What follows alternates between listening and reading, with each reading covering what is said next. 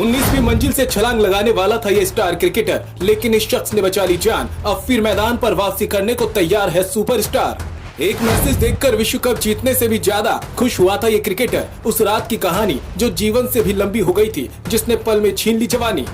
Match fixing के आरोप, बेवफाई और मोहब्बत में नाकामी ने तोड़ा। अब मैदान पर आकर दौड़ेगा और विपक्षियों की उखाड़ देगा गिल्ली। वो कौन सा वक्त होता है जब इंसान अपने आप को ऊपर वाले के हवाले कर देना चाहता है। ये कहानी एक ऐसे सुपरस्टार क्रिकेटर की है जो अब टीम इंडिया के साथ जुड़ने वाला है और मैदान पर वापसी करने वाला है। लेकिन एक वक्त था जब वो 19वीं मंजिल पर खड़ा होकर अपनी सांसें रोक देने के बारे में सोच रहा था।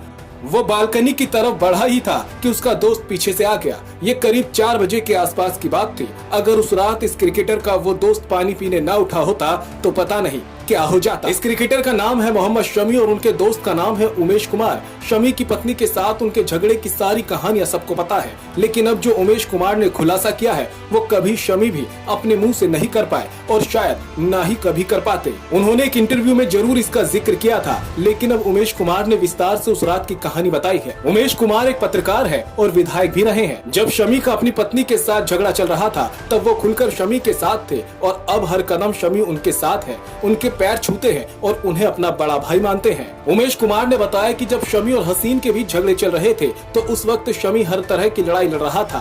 वो मेरे घर में रहते थे, लेकिन जब पाकिस्तान से जुड़े मैच फिक्सिंग के आरोप लगे और उनसे पूछताछ हुई तो वो टूट गए। उन्होंने कहा कि मैं सब कुछ सहन कर सकता हूँ, लेकिन देश से धोखा देने का आरोप नहीं।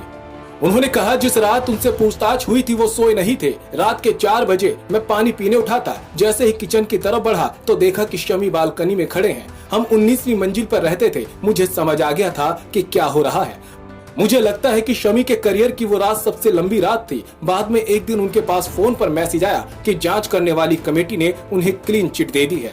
शायद वो उस दिन विश्व कप जीतने से भी ज्यादा खुश थे। उसके बाद शमी ने कभी पीछे मुड़कर नहीं देखा।